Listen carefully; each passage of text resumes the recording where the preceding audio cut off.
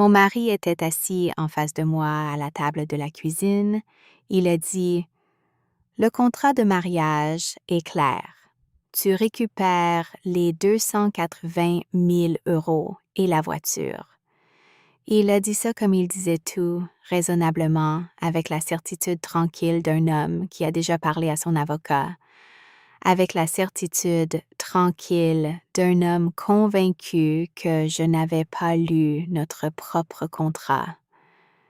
J'ai travaillé pendant 19 ans dans un cabinet de droit de la famille. J'ai rédigé la page 16 moi-même. La page 16 stipule qu'en cas de faute grave documentée, établie par des éléments authentifiés, chaque limitation financière du contrat est nulle et non avenue. J'avais documenté pendant 2 ans. La valeur du patrimoine conjugal s'élevait à 1 400 000 €. La moitié, c'est 700 000. Il n'avait jamais lu la page 16. J'ai dit: Je crois qu'on devrait parler de l'ensemble du contrat. Bonjour, chers auditeurs et chères auditrices. C'est encore Camille et je suis ravie de vous retrouver aujourd'hui. Avant de commencer, prenez un instant pour vous abonner à la chaîne et laisser un pouce bleu.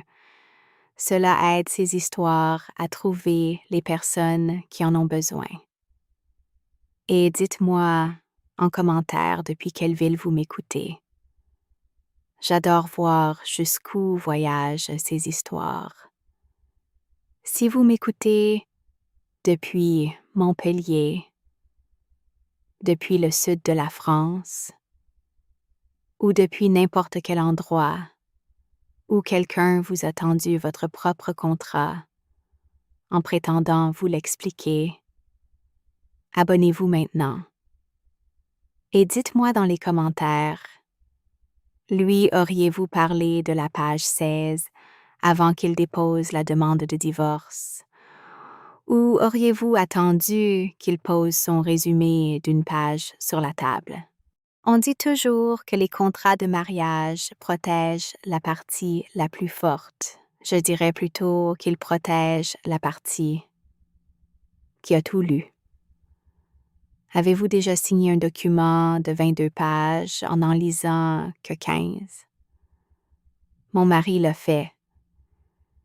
Il a signé 22 pages. Il en avait lu 15. En droit de la famille,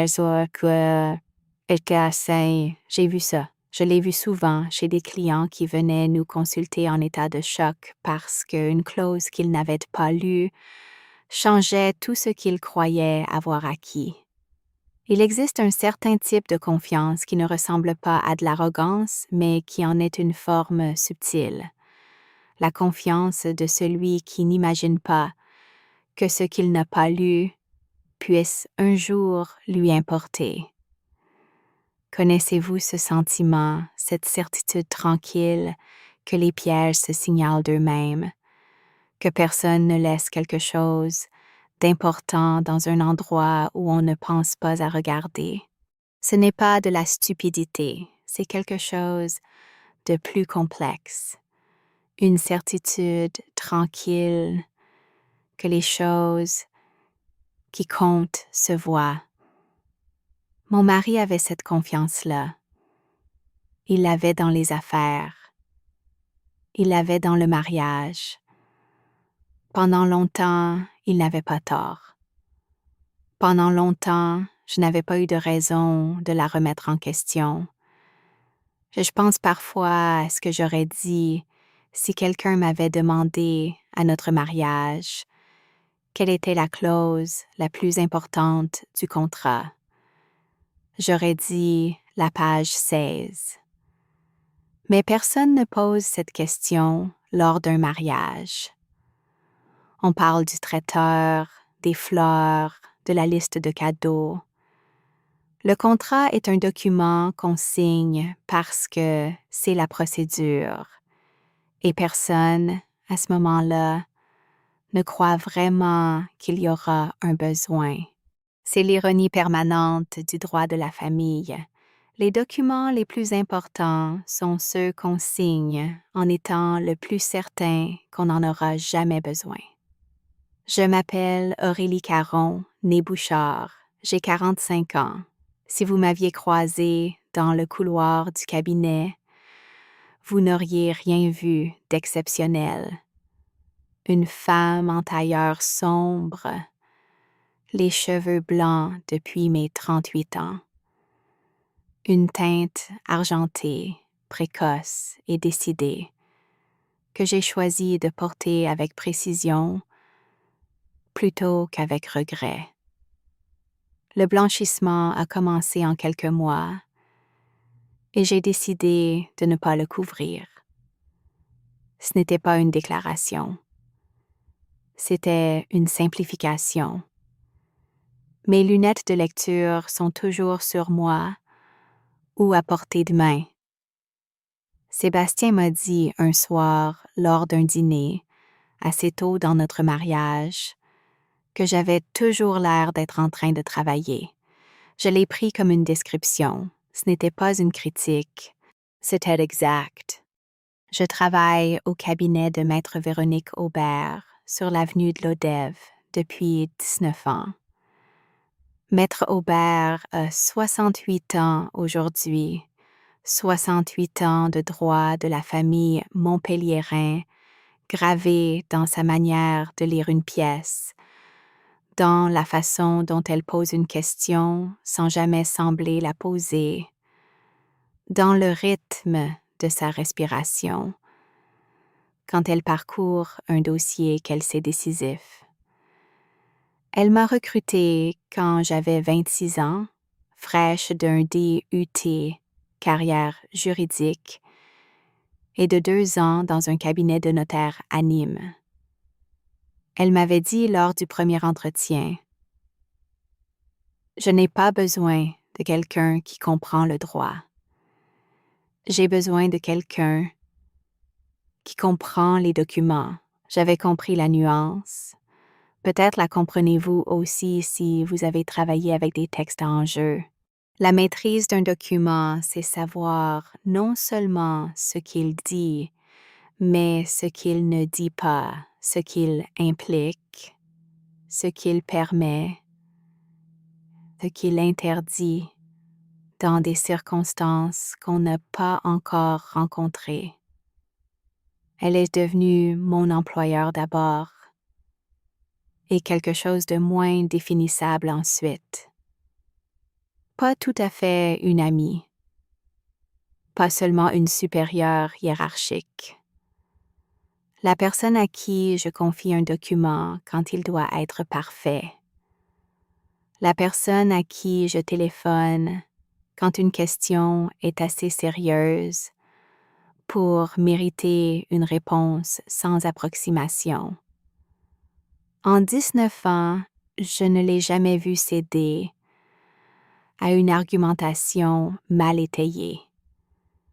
Je ne l'ai jamais vu non plus féliciter quelqu'un pour un travail médiocre en espérant que personne ne s'en rendrait compte. Cette rigueur-là, dans un cabinet, finit par devenir un environnement. On finit par travailler à son niveau parce que travailler autrement serait inconfortable. Quand Sébastien et moi avons décidé de nous marier, je n'ai pas cherché un autre avocat. Je lui ai demandé à elle. J'avais rédigé la clause de la page 16 moi-même en m'appuyant sur l'article 265 du Code civil relatif aux fautes dans le cadre matrimonial et leurs conséquences financières, en me référant à 3 arrêts de la Cour d'appel de Montpellier que je connaissais bien pour les avoir cités moi-même dans des dossiers clients. Maître Aubert avait relu. Elle avait dit « c'est très précis ». J'avais accepté le compliment. C'était notre année de mariage. La clause s'était assise là, page 16, dans le corps d'un contrat de 22 pages, authentifié par un notaire de l'Écusson, sans fanfare, sans commentaire, sans que personne n'en parle lors de la signature. Sébastien avait paraphé chaque page.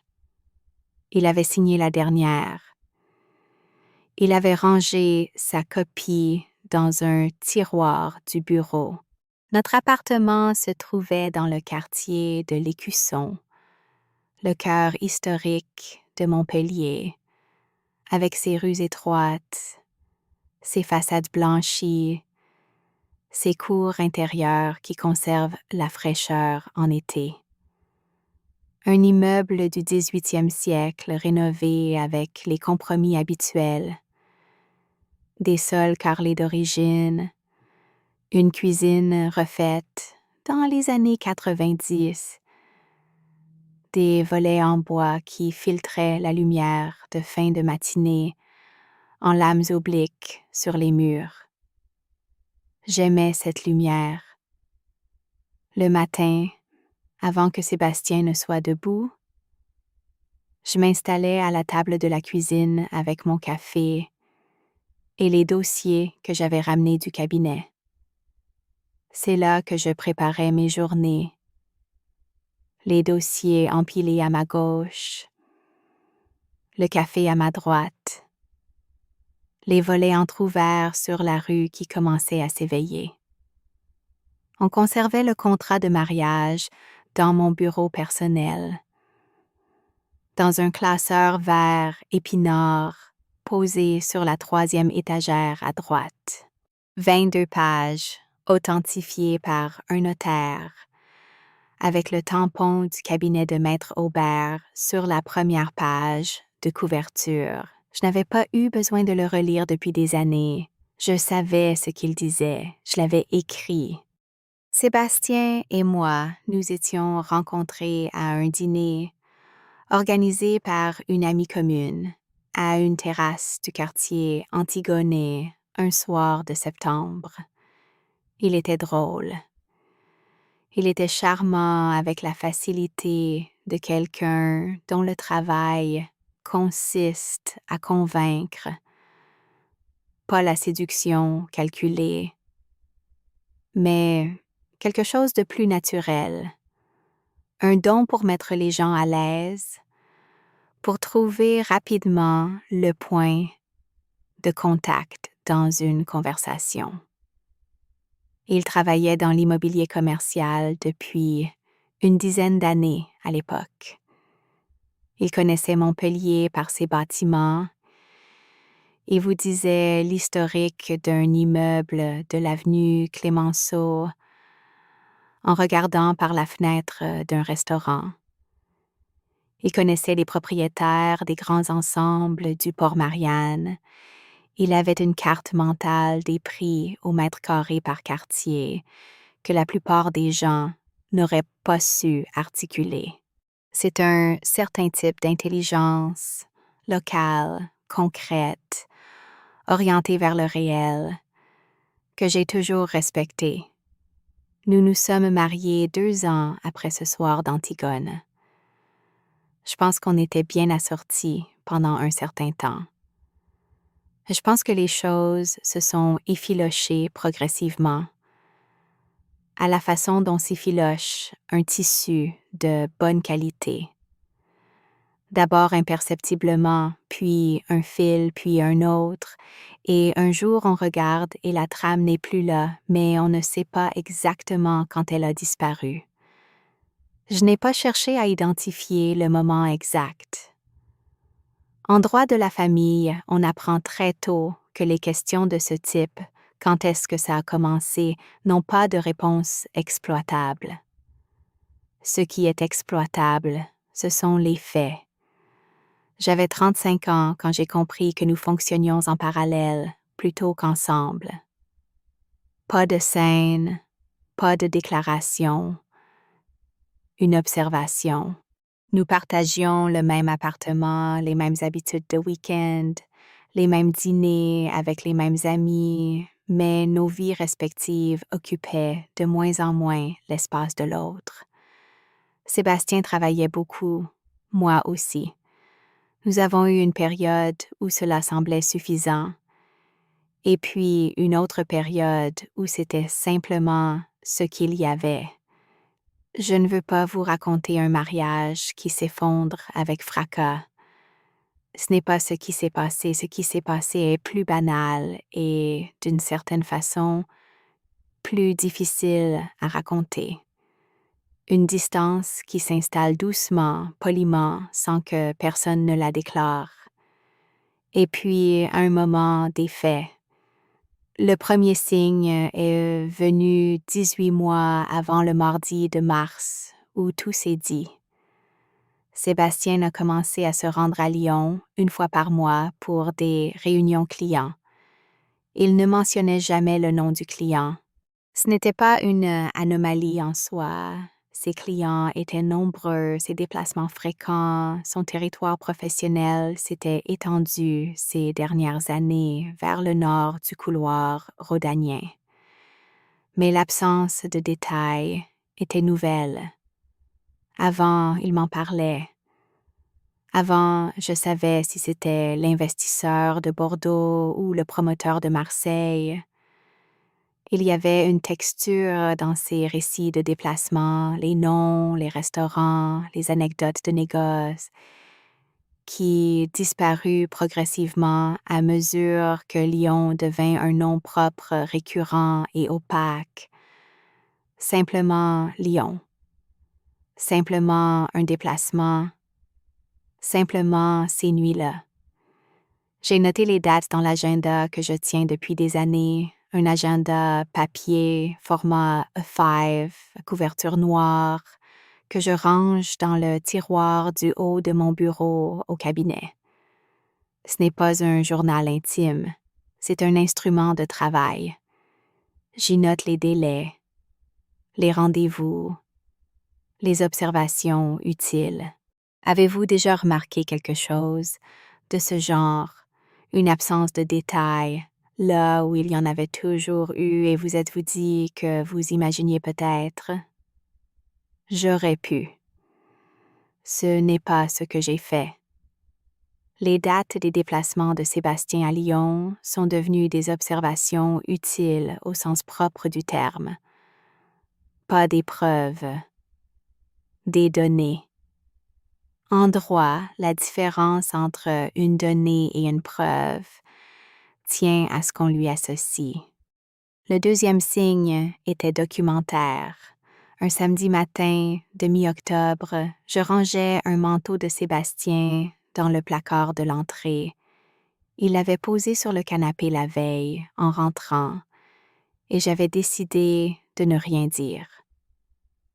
Dans la poche intérieure, une facture pliée en 4. Pas son hôtel habituel quand il allait à Lyon. Lui, c'était toujours le même établissement sur les quais, les mêmes coordonnées de facturation, la même ligne de dépenses professionnelle répertoriée. Celui-là était différent. Un hôtel plus petit, sur la rue de la République, au cœur de Lyon.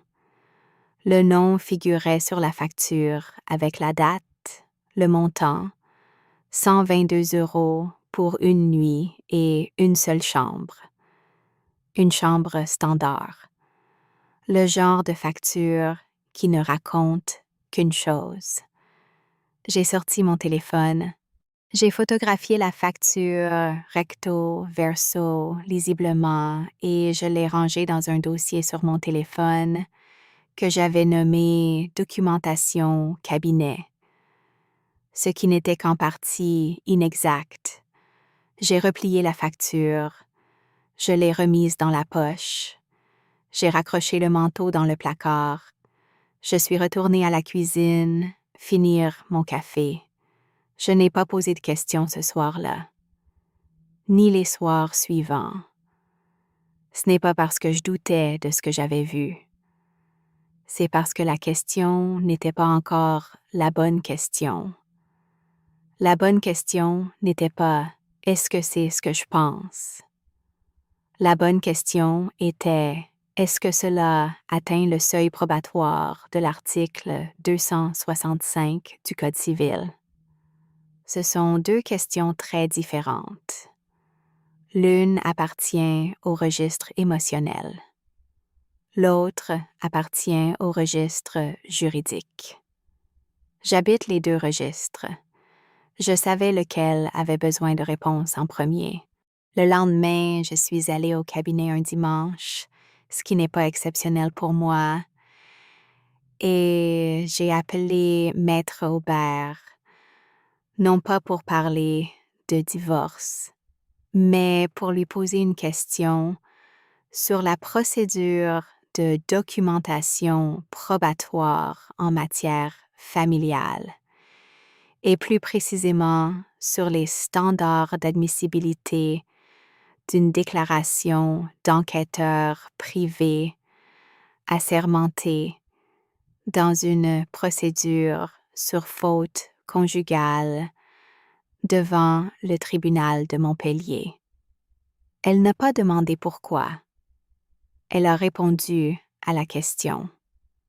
Elle m'a cité 2 arrêts. Elle m'a précisé les conditions formelles. Elle a raccroché. C'est tout ce dont j'avais besoin. Il m'a annoncé sa décision un mardi soir de mars, à la table de la cuisine. La lumière était déjà basse. C'est fin d'après-midi, de début de printemps à Montpellier, où le ciel est encore d'un bleu particulier, mais où les pièces intérieures s'assombrissent avant l'heure, où les volets qu'on n'a pas encore ouverts depuis le matin créent une demi-pénombre confortable. Sébastien était rentré du bureau de son avocat dans l'après-midi. Je le savais parce qu'il avait appelé depuis l'extérieur pour dire qu'il rentrait tard, ce qui n'était pas dans ses habitudes. Quand il est arrivé, il avait une feuille de papier pliée dans la main. Il l'a posée sur la table, entre nous, avec la précision de quelqu'un qui a répété le geste. La feuille était un résumé d'une page. Le plafond, prévu par le contrat de mariage, 280 000 €. La voiture, une Peugeot de 4 ans, valeur résiduelle estimée à 12 000 €. Un calendrier de transfert sur 3 mois. Tout était proprement présenté avec des tirets dans une police lisible, le travail soigné d'un assistant juridique, propre et rassurant dans sa mise en forme. J'ai lu la feuille du début à la fin sans la retourner. Il m'a dit « C'est tout dans le contrat, c'est très clair. » J'ai regardé le résumé, j'ai dit « Je crois qu'on devrait lire le contrat ensemble. » Il a dit « Je l'ai relu avec mon avocat, c'est clair. » J'ai dit « Les 22 pages ?» Il a regardé dans ma direction. Il a dit « Oui. » J'ai dit « La page 16 aussi ?» Un silence. Pas long, 3 secondes, peut-être 4. Savez-vous ce que contient un silence de 3 secondes quand la question qui vient d'être posée touche à quelque chose que l'autre aurait dû vérifier?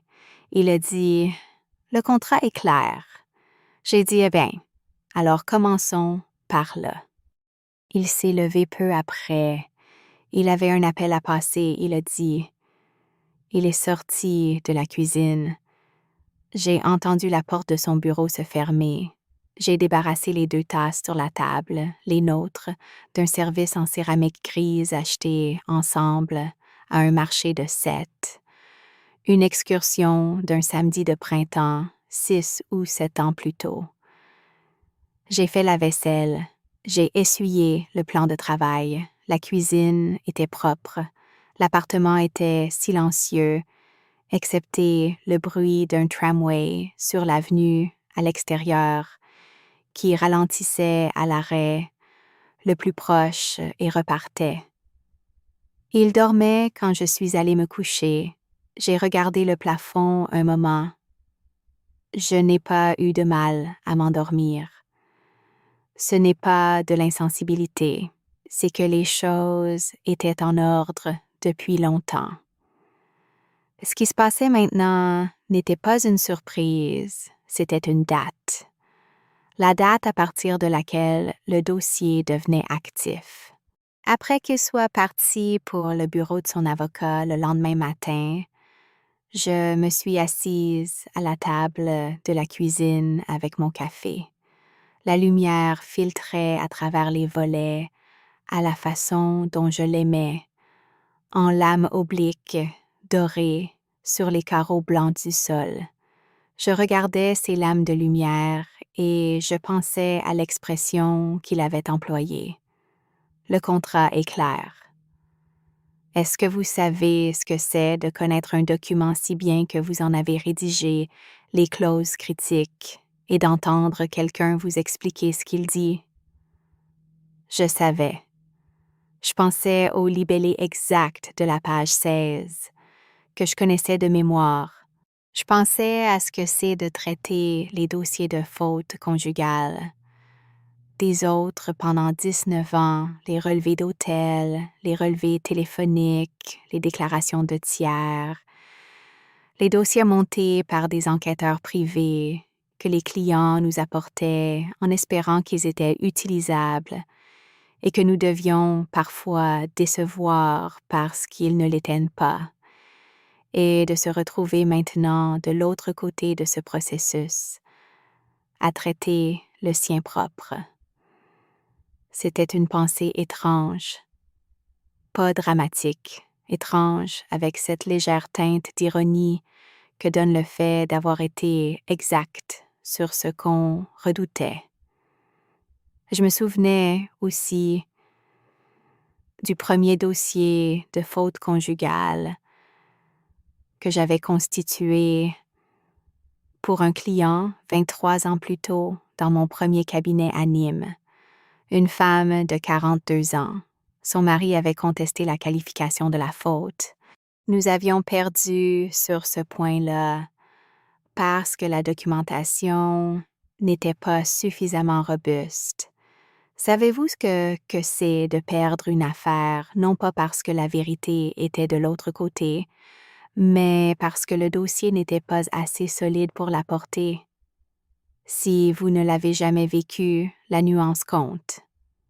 J'avais compris ce jour-là que la différence entre un dossier qui tient et un dossier qui ne tient pas n'est pas dans la vérité, mais dans la qualité formelle de ce qui la documente.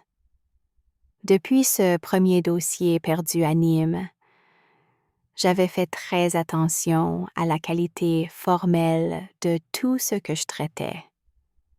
Le mien ne ferait pas exception. J'avais ouvert le dossier que j'appellerais plus tard, dans mon esprit, le fichier Caron 2 ans avant le mardi de mars. Sébastien et moi n'avions pas encore eu de vrais différends à l'époque, pas d'affrontements déclarés, pas de conversations difficiles, mais les voyages à Lyon avaient commencé et la facture de la rue de la République était là depuis 6 mois dans son manteau ou dans un tiroir quelque part. Avez-vous déjà su quelque chose sans avoir encore décidé quoi en faire? C'est cet espace-là, entre savoir et décider, qui m'a donné le temps de construire ce qu'il fallait. Je n'avais pas encore décidé ce que j'allais faire. Mais en droit de la famille, on sait ce que doit être un document avant qu'il puisse servir. Et on sait qu'il faut du temps pour construire ce genre de choses correctement.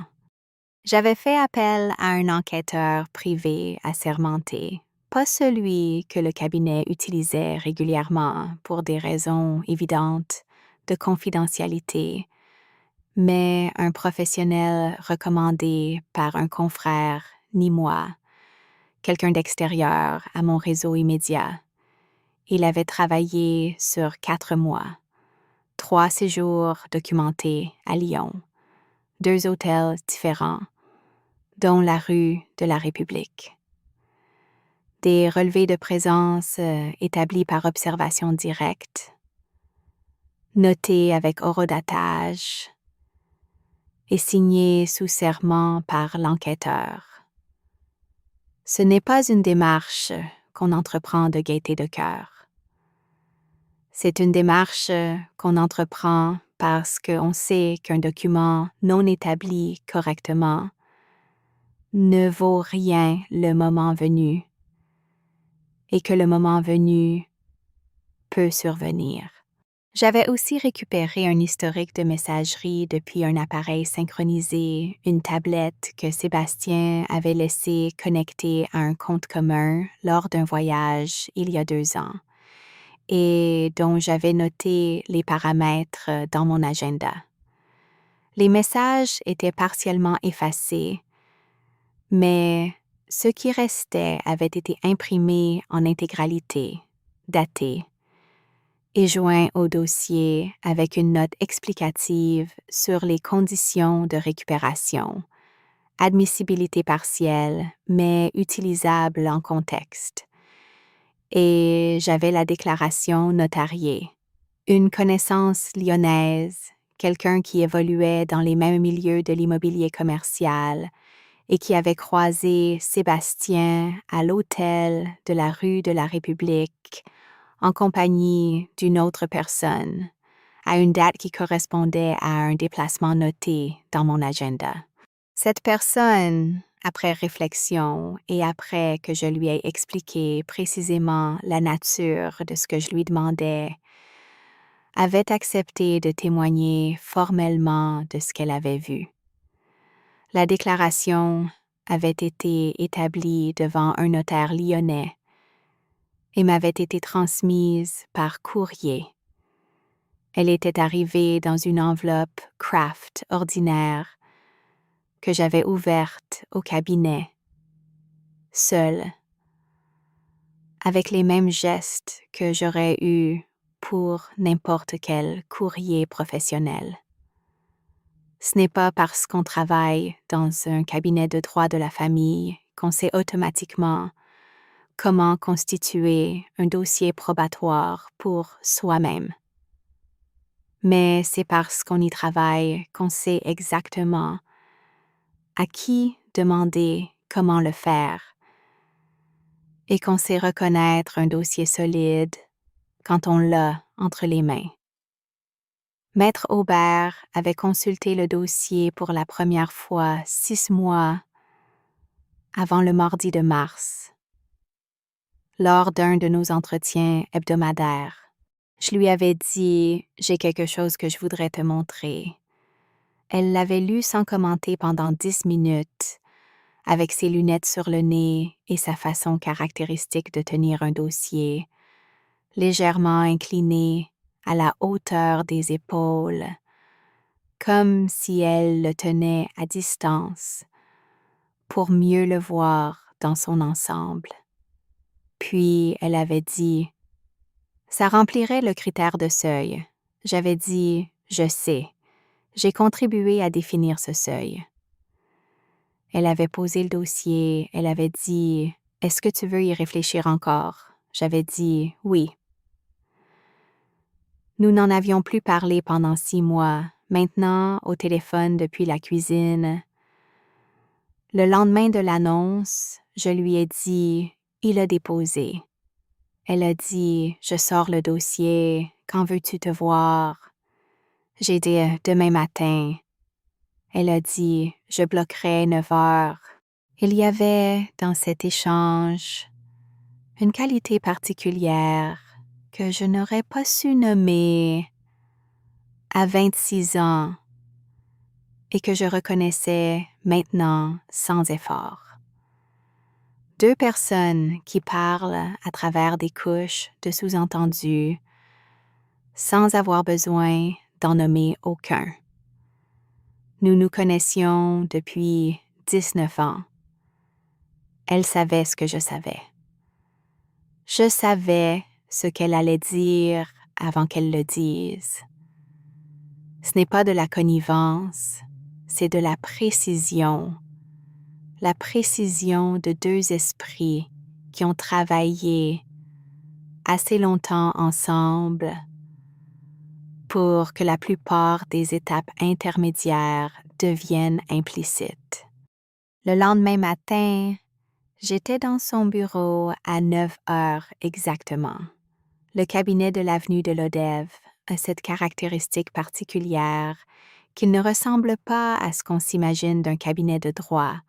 Pas de froideur fonctionnelle, pas de mobilier contemporain qui signale la prospérité à travers le minimalisme. Les meubles sont anciens, des meubles de travail, solides, qui ont traversé plusieurs décennies sans chercher à plaire. Les lampes sont douces, à abat-jour, le genre de lumière qui convient à la lecture longue. Les bibliothèques sont pleines de ces reliures bordeaux des recueils de jurisprudence que plus personne ne consulte en version papier, sauf Maître Aubert, qui préfère le papier pour les décisions importantes parce que, dit-elle, on lit différemment quand on tourne les pages. Elle avait le dossier ouvert sur le bureau quand je suis entrée. Elle l'avait lu pendant la nuit, à ce que j'ai compris en voyant les post-it marginaux, une habitude qu'elle avait depuis ses années de barreau, à noter en vert pour les points solides, en rouge pour les points qui poseraient de questions.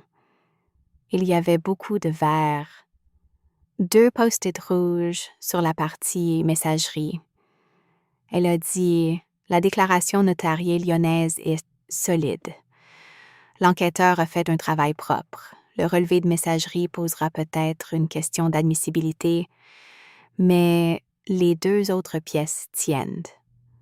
Ensemble, ça dépasse le seuil. » J'ai dit « Ça suffit pour activer la page 16 ?» Elle a dit « Oui. » Nous avons parlé pendant 1h30. Maître Aubert n'est pas quelqu'un qui se précipite.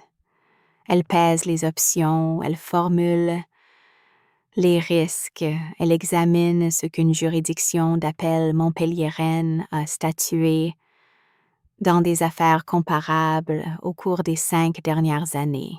Elle me traitait comme une cliente, avec la distance professionnelle appropriée, sans la condescendance protectrice qu'elle aurait pu avoir envers quelqu'un d'extérieur au milieu. Elle savait que je comprenais le droit. Ce dont j'avais besoin, c'était qu'elle confirme que mon propre dossier était exact, que le travail que j'avais effectué pendant 2 ans en dehors de ce bureau était du même niveau que le travail que j'aurais effectué pour un client dans ce bureau. Elle le confirma. Puis elle dit « Tu veux que j'envoie la lettre dès cette semaine? » J'ai dit oui. Avant d'envoyer quoi que ce soit, Maître Aubert avait organisé une réunion de stratégie avec moi, une réunion formelle, avec un ordre du jour, ce qui est sa manière de travailler, même quand les 2 parties à la table se connaissent depuis 20 ans. Il y avait une carafe d'eau sur le bureau, 2 verres, le dossier entre nous. Elle avait commencé par me demander ce que je voulais comme résultat. J'avais dit un règlement amiable. Pas d'audience publique, si possible. Le maximum récupérable, dans des délais raisonnables. Elle avait hoché la tête. Elle avait dit « Bien, on ne demande pas 700 000 d'entrée.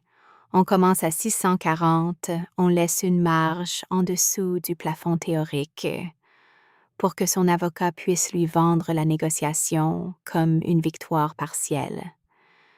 Les hommes dans cette situation ont besoin de croire qu'ils ont obtenu quelque chose. Cette analyse-là, je l'avais déjà entendue pour d'autres clients.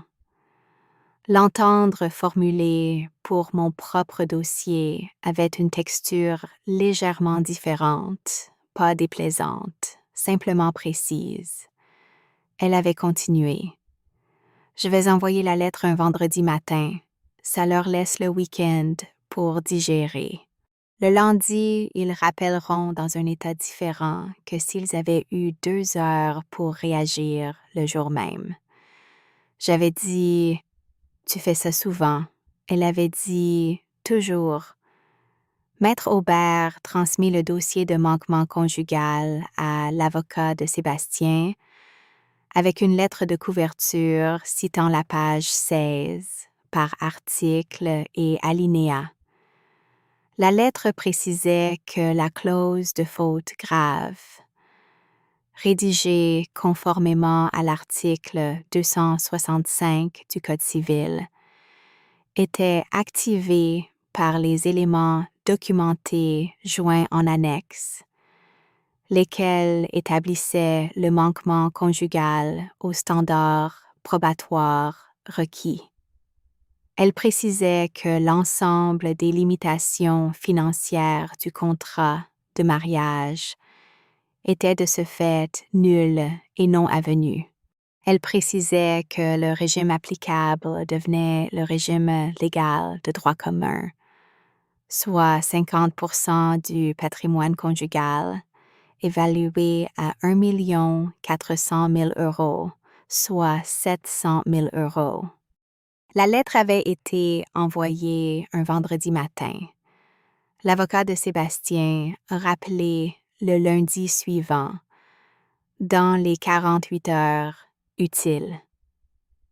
Pas pour négocier, dans un premier temps. Pour contester la qualification du manquement conjugal, et plus précisément pour argumenter que les pièces produites ne satisfaisaient pas au seuil de la faute grave, telle qu'elle est entendue par la jurisprudence française.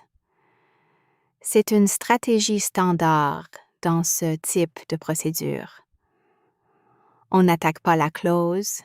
Contester une clause rédigée en termes précis et validée par un notaire est difficile et souvent vain. On attaque l'évidence qui l'active. Si on fait tomber la preuve, la clause reste dormante. Maître Aubert avait anticipé cela.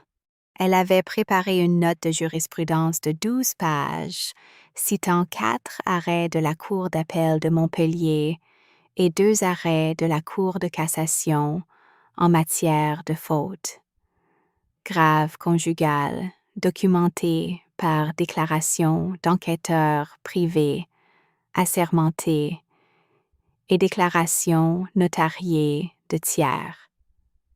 Elle avait répondu point par point aux arguments les plus prévisibles de l'opposition. Elle avait transmis la note le jour même de la contestation. Ce n'est pas de l'ostentation, c'est de la préparation. La contestation s'est arrêtée là. Pas officiellement, personne ne l'a déclarée retirée, aucun document ne l'a formalisée. Elle s'est simplement tarie, comme se tarit une objection quand les pièces produites en face sont manifestement plus robustes qu'elles n'étaient construites pour le supporter. L'avocat de Sébastien a demandé un délai de réflexion. Maître Aubert a accordé 10 jours. Il y eut un dernier mouvement de leur côté avant l'expiration de ce délai. L'avocat de Sébastien envoya une lettre sobre, 2 pages, rédigée avec soin, qui proposait de soumettre les pièces à un expert indépendant pour évaluation de leur valeur probatoire, avec suspension des procédures pendant 60 jours. C'est une manœuvre classique de dilatoire. On ne conteste plus frontalement, on demande du temps, on espère que la partie adverse finira par préférer un règlement plus rapide et un calendrier plus long. Maître Aubert l'avait vu venir. Elle avait répondu en 24 heures. La demande d'expertise était recevable en principe, mais le délai proposé de 60 jours n'était pas acceptable. Si la partie adverse souhaitait une expertise, les délais de la juridiction s'appliquaient, soit une audience de renvoi dans 18 mois minimum. Elle joint à sa réponse la liste des audiences disponibles au tribunal pour les 18 mois suivants. La demande d'expertise ne fut pas renouvelée. Entre-temps, Sébastien m'a appelé directement. C'était un jeudi soir, tard. Je notais l'heure dans mon agenda. 22h37. Ce genre de détail dans un dossier a une signification. Un appel à 22h37 n'est pas le même qu'un appel à 18h. C'est un appel qu'on a retardé toute la journée, qu'on a différé autant que possible, et qu'on finit par passer parce que ne pas le passer est devenu plus inconfortable que le passé. Il a dit « Aurélie, écoute, ça n'a pas besoin d'aller à une audience. » J'ai dit « Je suis d'accord. Maître Aubert a un chiffre. » Il a demandé lequel. J'ai dit « 640 000 €, règlement complet, pas d'audience publique. » Il y a eu un silence. Pas le même silence qu'à la table de la cuisine. Celui-là était plus long, avec une texture différente. La texture d'un homme en train de faire des calculs qu'il aurait préféré ne pas avoir à faire. Il a dit « C'est très différent de 280 000. » J'ai dit « Oui, la page 16 est très différente de la page 1. » Il n'a rien répondu à ça. Est-ce que vous imaginez ce moment, l'homme qui vous a dit que le contrat était clair, qui comprend en l'espace d'une phrase que la partie du contrat qu'il n'a pas lue change tout? Après quelques secondes, il a dit qu'il en parlerait à son avocat. J'ai dit que Maître Aubert était disponible le lundi suivant. Il a raccroché. Je suis allée dans mon bureau chercher le classeur vers Épinard. Je l'ai posé sur la table de la cuisine, ouvert à la page 16.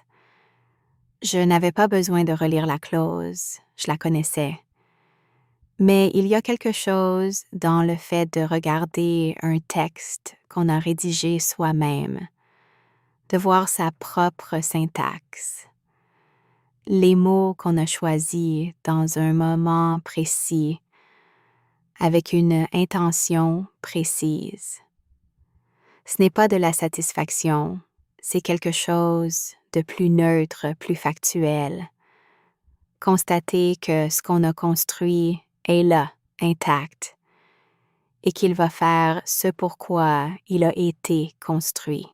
À cette même période, quelques jours après l'appel du jeudi soir, Théodore, le frère cadet de Sébastien, 46 ans, commercial lui aussi, mais avec moins de talent pour dissimuler l'effort derrière le charme, m'a contacté sous prétexte de prendre de mes nouvelles. Il a proposé un café. Il y avait quelque chose de précautionneux dans son ton, quelque chose qui indiquait qu'il téléphonait avec une fonction, même s'il ne l'aurait pas dit ainsi. Nous nous sommes retrouvés à une terrasse de la place de la Comédie un mardi matin. Il a commandé un allongé. Il a fait quelques remarques sur le beau temps du mois d'avril. Puis il a dit, avec la bienveillance légèrement paternaliste, qu'il réservait aux situations où il pensait posséder une information que je n'avais pas. Tu sais, Aurélie, le contrat de mariage est solide. Ces choses-là, ce sont des mécanismes bien rodés. Tu seras bien conseillé, bien sûr. Mais le contrat, c'est le contrat. Il a dit ça avec la tranquillité d'un homme qui pense, rassuré. Il semblait avoir eu une conversation avec Sébastien. Il semblait croire que les termes de ce contrat lui étaient connus et qu'il m'était défavorable.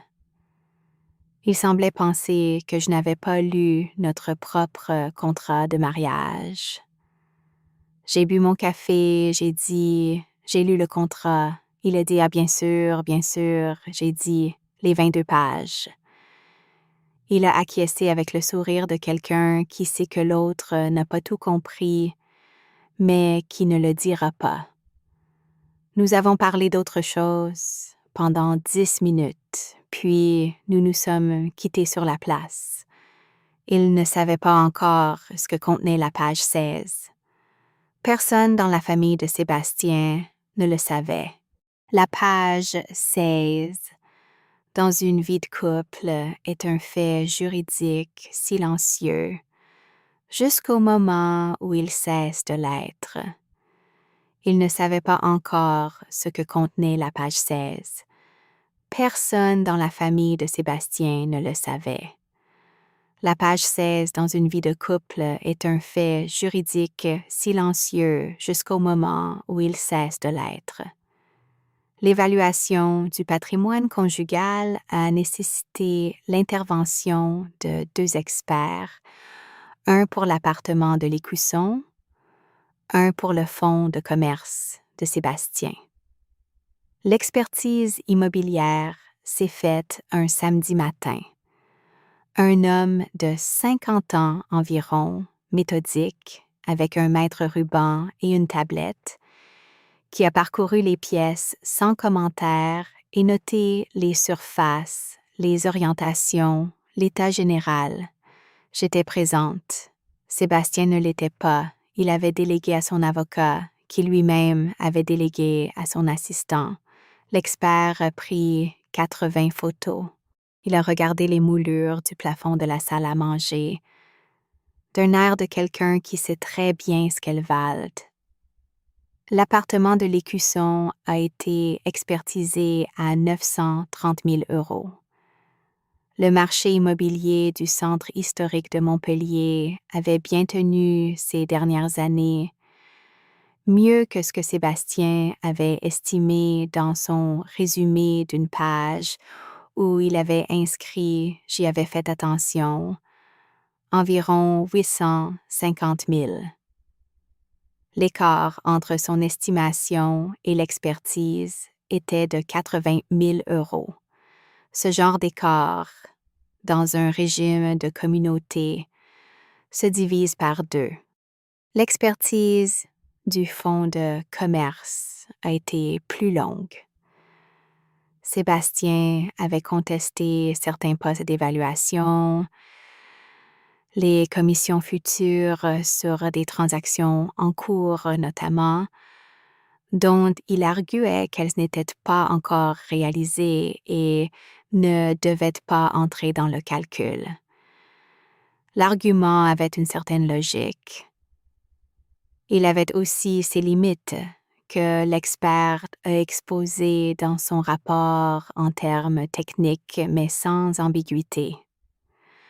Le fonds de commerce a été évalué à 320 000 €, assurance vie incluse. Total patrimoine 1 400 000 €, conformément à ce que Maître Aubert avait annoncé dès la première lettre. Les semaines qui ont précédé la conférence de règlement ont eu la texture particulière d'une procédure qui avance correctement, pas dramatique, pas visible de l'extérieur, simplement méthodique. Des courriers entre cabinets, des délais de réponse, des tableaux d'évaluation du patrimoine conjoint. L'appartement de l'Écusson avait été expertisé à 930 000 €. Le marché de l'Écusson avait bien tenu ces dernières années, mieux que prévu. Le fonds de commerce de Sébastien, ses placements d'assurance vie, les actifs mobiliers, 1 400 000 € au total. Chiffre confirmé par l'expert des deux parties et non contesté. La moitié, 700 000. 640 000 était une réduction de 9% en échange d'une résolution sans audience.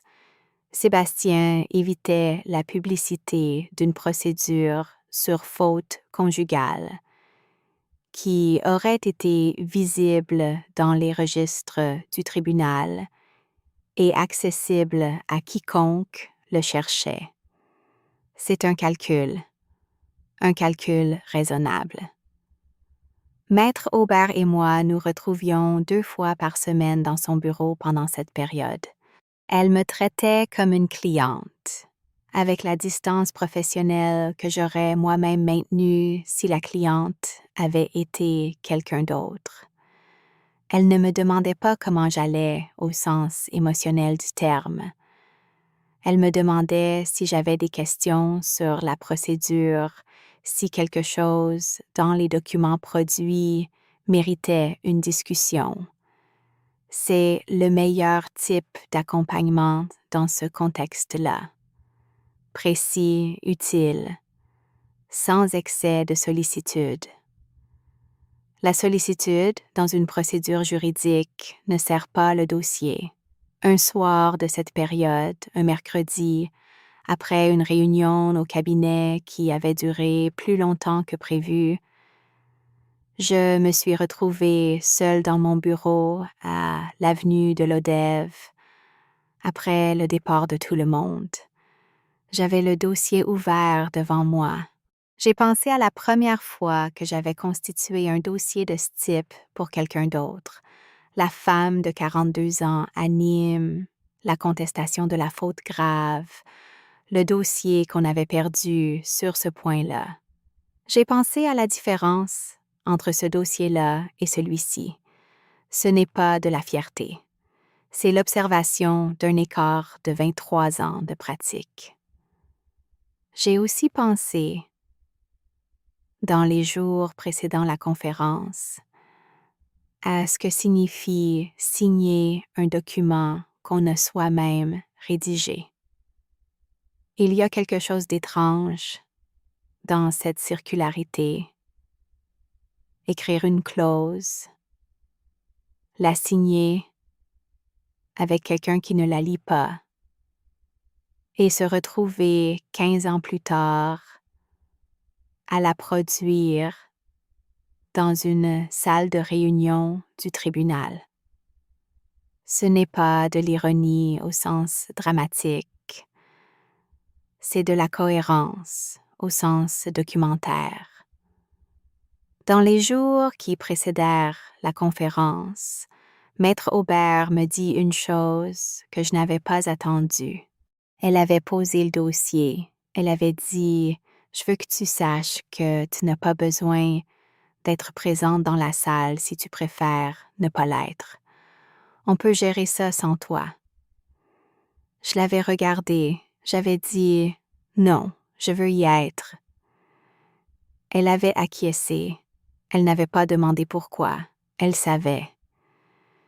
Il y a des moments dans une vie professionnelle où le travail qu'on a effectué pendant des années pour d'autres personnes devient le travail qu'on effectue pour soi-même.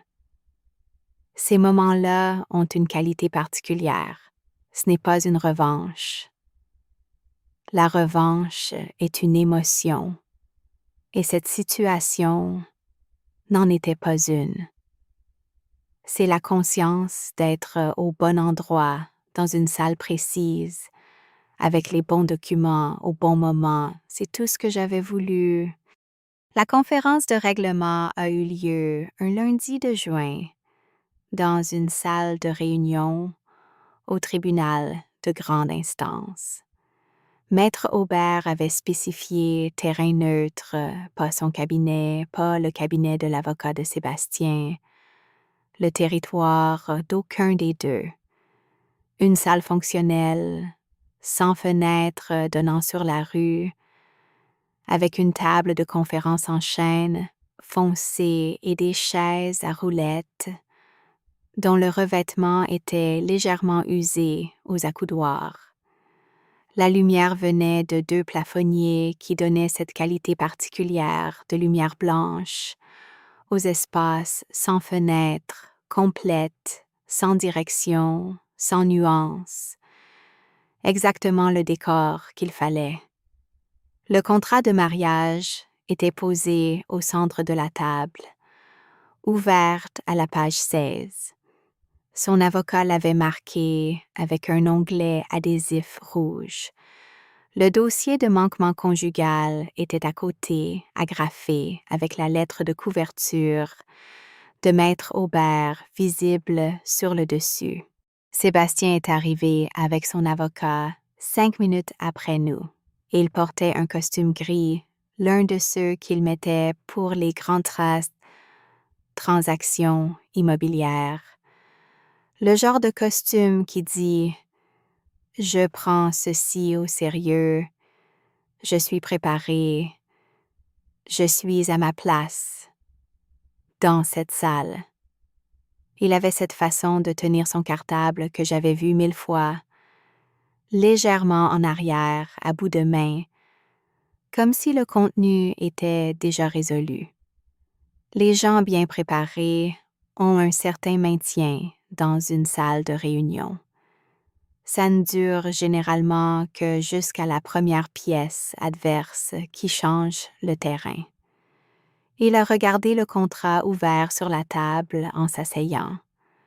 Son regard s'est posé sur la page 16, sur la clause que je savais là, avec ses paragraphes et ses renvois à l'article 265, avec la formulation que j'avais choisie dans une chambre de voyage de noces à Paris, pendant que Sébastien dormait 15 ans plus tôt. Ce n'est pas de la fascination qu'il y avait dans son regard. C'était l'expression précise d'un homme qui lit quelque chose pour la première fois et qui comprend dans l'acte même de lire que c'est quelque chose qu'il aurait dû lire bien avant. Son avocat a présenté la clause, le dossier de manquement conjugal, le vide activé des limitations financières, la réévaluation du montant applicable. Il l'a fait avec la précision d'un professionnel qui a bien préparé une mauvaise nouvelle sans emphase, avec les termes justes, en suivant l'ordre logique. Sébastien l'a écouté. Il y avait quelque chose dans sa posture qui avait changé depuis le moment où il était entré dans la salle. Pas d'effondrement visible, juste un certain affaissement autour des épaules, une manière de tenir le cartable différente. Posé maintenant sur la table, les deux mains à plat. Quand son avocat a eu terminé, Sébastien a regardé le contrat. Il a tourné quelques pages, comme s'il vérifiait quelque chose, puis est revenu à la page 16. Il m'a regardé, puis il a regardé par-dessus mon épaule, vers le mur, comme si quelque chose d'important s'y trouvait. Il n'y avait rien là. Juste le mur blanc et les plafonniers et la lumière sans direction. Son avocat a dit « Nous acceptons le 640. » Maître Aubert a dit « Bien, j'ai sorti mes lunettes de lecture. J'ai lu l'accord de règlement du début à la fin, toutes les pages, dans l'ordre, chaque alinéa. Pas parce que je ne faisais pas confiance à Maître Aubert, parce que c'est ce que je fais. Je lis les documents, c'est mon métier, c'est aussi ma nature.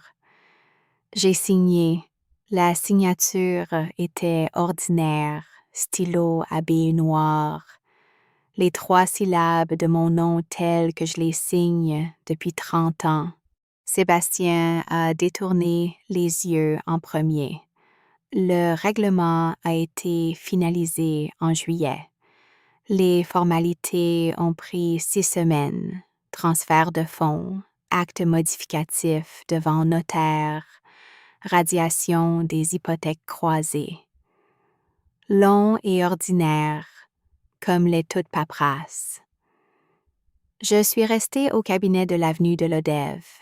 Maître Aubert avait été très clair sur le fait que ce n'était pas une question. Elle me l'avait dit lors de notre première réunion après la conférence, avec la directitude qui lui est caractéristique. Tu es l'une des meilleures assistantes juridiques que j'ai jamais eues. Ça n'a aucun rapport avec ce qui vient de se passer. Tu continues. Il n'y avait rien à ajouter à ça. J'ai un appartement maintenant à 2 pas du quorum. Des plafonds hauts, 4 mètres, avec des moulures d'origine qui ont survécu à plusieurs rénovations successives. Un bureau devant la fenêtre avec la lumière du matin qui entre en biais depuis le sud, différente de celle de l'écusson, plus directe, plus franche, sans les lames obliques que créaient les volets de l'ancien appartement. J'ai dû réapprendre la lumière, si on peut dire ça. La charpente de l'immeuble est ancienne et il y a parfois des bruits dans les murs la nuit, mais j'ai appris à ne plus y faire attention. Le classeur vert épinard est posé sur l'étagère de mon bureau du cabinet, à sa place habituelle, la 3e à droite. Il est vide maintenant. Toutes les pièces ont été versées au dossier de procédure et archivées selon la procédure standard. Mais le classeur est resté là. Si vous l'aviez vu dans mon bureau sans en connaître l'histoire, vous n'y auriez vu qu'un vieux classeur de bureau ordinaire. Il a une histoire, maintenant, qu'il n'avait pas avant. Ce n'est pas un trophée, c'est un objet de travail qui a fait son travail. Je continue à examiner des contrats de mariage. Je suis, si c'est possible, plus attentive aux pages que les clients ne lisent pas, à ces endroits dans un contrat où le rédacteur a anticipé quelque chose que l'autre partie a choisi de ne pas regarder. Savez-vous combien de personnes signent des documents de cette importance sans les lire jusqu'à la dernière page? Je le savais avant.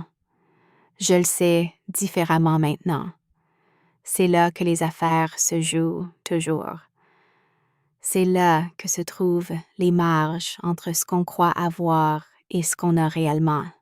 Une collègue m'a demandé, quelques mois après le règlement, lors d'un déjeuner ordinaire, dans une brasserie de l'avenue de la Liberté, ce qui avait été le plus étrange dans toute cette expérience. J'avais pris une seconde avant de répondre.